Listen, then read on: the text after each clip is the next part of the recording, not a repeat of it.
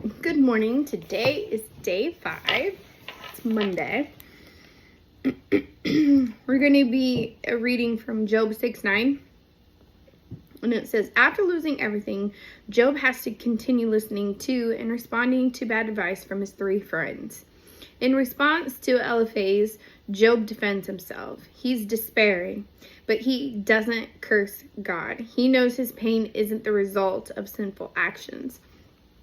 A couple of the questions counselors train you to ask yourself in relational difficulty are, where's my sin in this situation? And what can I take ownership of? I like the what can I take ownership of? Those are important questions to ask, especially because we're often blinded to our own sin. Those are important questions to ask, especially because we are often blinded to our own sin. But there are times when life is just hard. Or when you've been sinned against and your troubles aren't the results of something you contributed. For instance, we'd never tell someone who had been raped or physically abused to think about what they did to deserve or curse that. It's not always true that our circumstances are the result of our choices. Sometimes the result of our fallen world.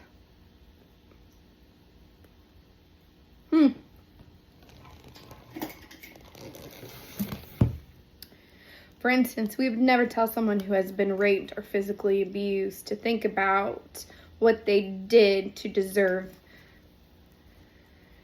or cause that. It's not always true that our circumstances are the result of our choices. Sometimes they are the result of our fallen world. Much like Eliphaz, Bildad gives bad counsel.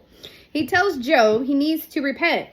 But chapter 1 told us that Job was blameless and upright, and that those problems occurred because of his uprightness, not as the result of sin. Job's friends are attacking him in the midst of his grief, but they really think they're on the right track. They think they're helping him, and that if they can just convince him to repent, all his troubles will subside. Stay tuned to see how that plays out.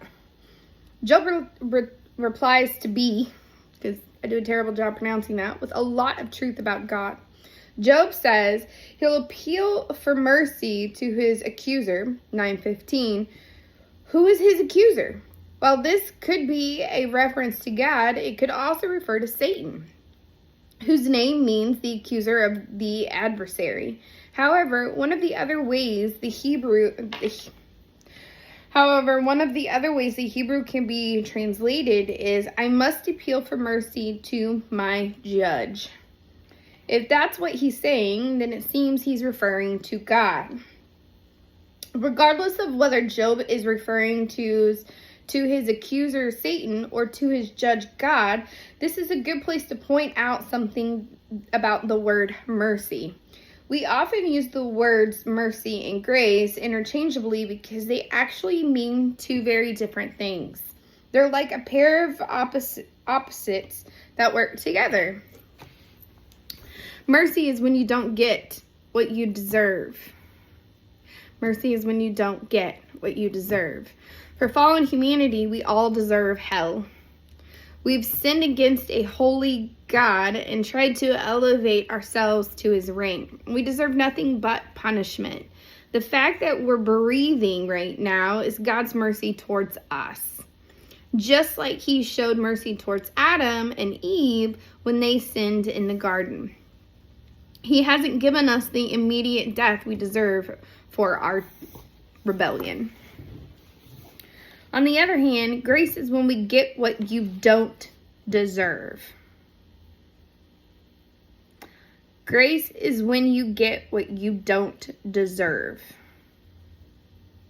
Let's say that again. Grace is when you get what you don't deserve. It's everything over and above not being annihilated. It's the way the food tastes delicious. It's the way music brings us joy. And mostly, it's the way we get to enter into a relationship with God despite our wickedness. Job has done nothing wrong in this situation, but he's still a sinful, fallen human like the rest of us. He knows he deserves annihilation, but he also knows God might still show him mercy because he knows God's character. Today's God shot. God's power is on display in Job's story. Job waxes about his power for several verses. God commands the sun. He does great things. He is wise in heart and mighty in strength. But this enormous God also steps down to be intimate with mankind, like Job says in 7:17. What is man that you make so much of him and that you set your heart on him? God created and is in charge of everything, but his heart isn't set on the mountains or on or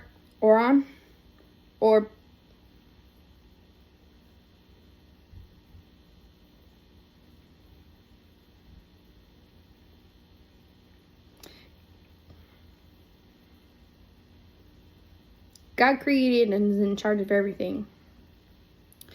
But his heart isn't set on the mountains. It is set on humanity.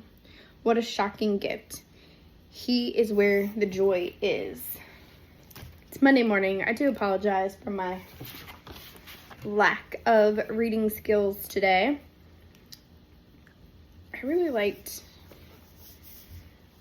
mercy is when you don't get what you deserve.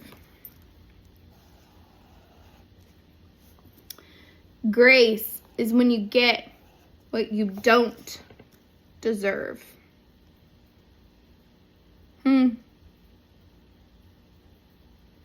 Mercy is when you don't get what you deserve. Mercy is when you don't get what you deserve. Grace is when you get what you deserve. We get a lot of mercy, don't we? See you tomorrow.